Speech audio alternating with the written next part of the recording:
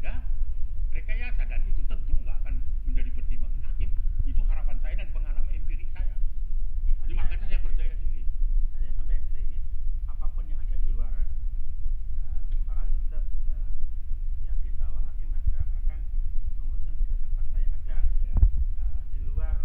Di luaran ya terus begitu kira-kira. Ya, saya kira itu. Jadi apa yang terjadi dalam persidangan, fakta persidangan dan sesuai dengan BAP dan sebagainya, dan penilaian hakim.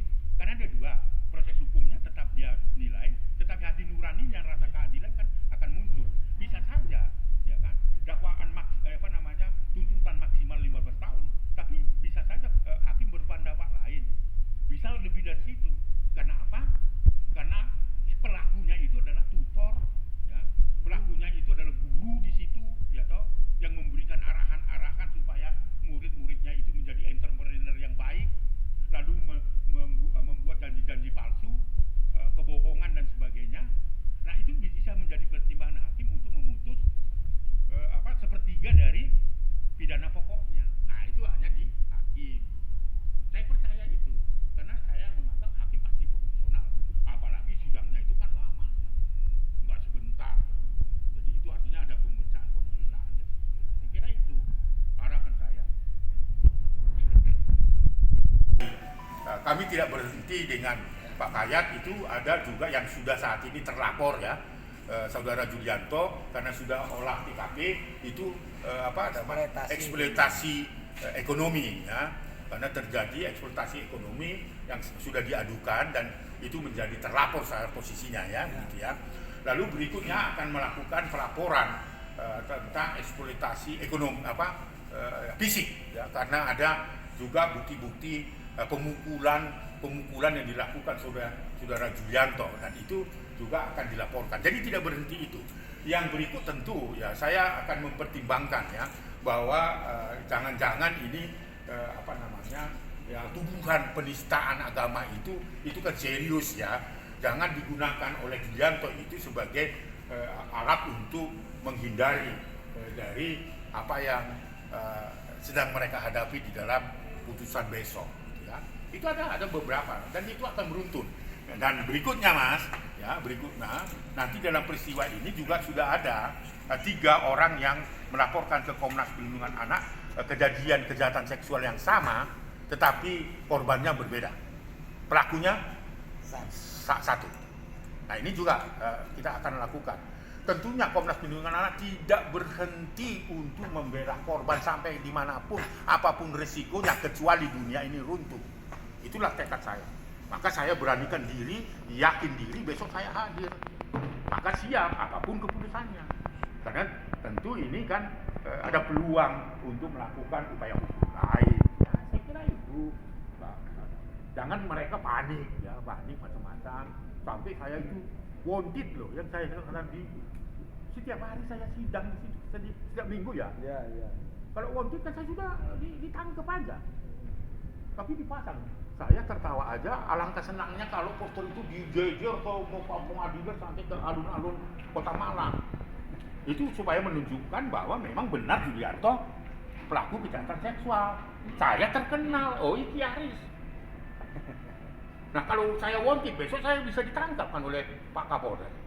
Foto itu. Jadi itu semua adalah kepanikan untuk menghadapi keputusan besok. Tentu saya tidak menyatakan bahwa kita yang paling baik, tapi ya ini pengalaman empirik yang harus.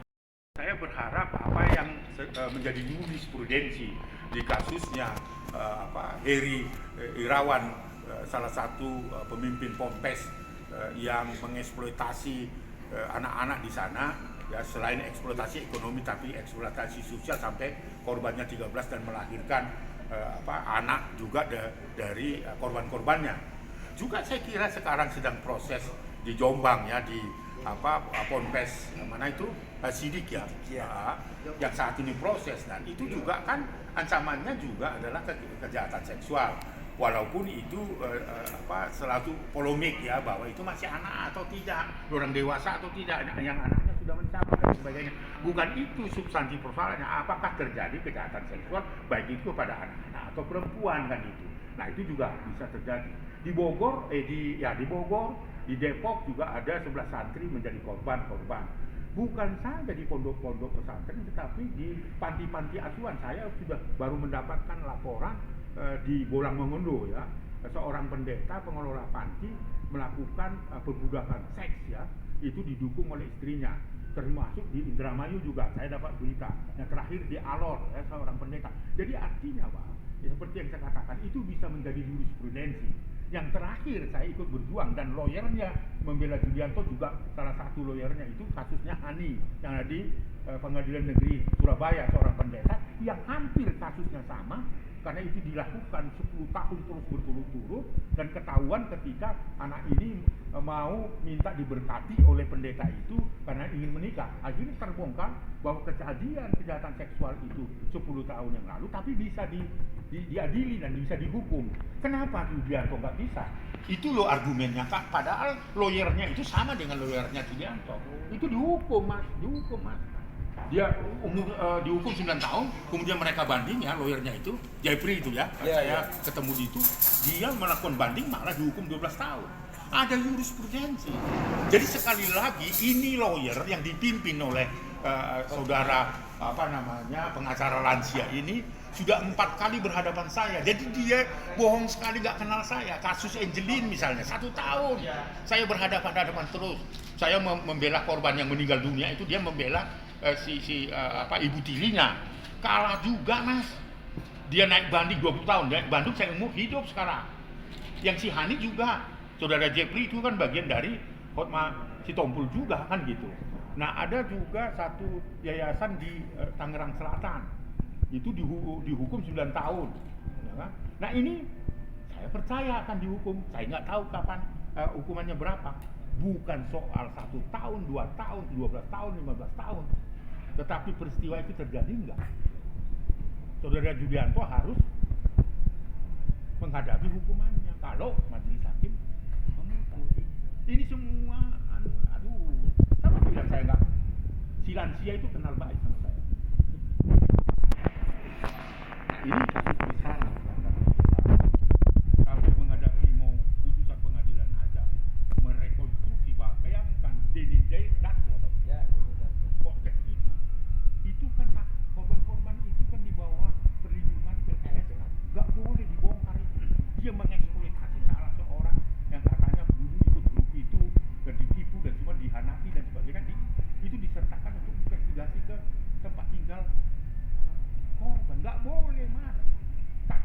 Saya aja sudah mendaki, nggak boleh saya. Harusnya izin LPSK. Ini enggak disiar kemana-mana. Nggak bisa, itu sudah pelanggaran. Nah itu salah satu juga bisa kita gugat. Karena itu melanggar kode etik ITE. Apalagi tidak ada izin dari LPSK. Bagaimana dia datangin ke Bali? Ini kamarnya, ini tinggal, walaupun tidak masuk kamar, tapi di luar rumah itu loh. Itu kan, jadi orang tahu akibatnya. Sekarang korban ini sedang diteror oleh orang yang ada di, nggak tahu orang Bali yang tinggal di Bali atau tidak. Nah itu maka saya sudah sampaikan kepada LPSK supaya anak ini harus dipindahkan dari tempat itu.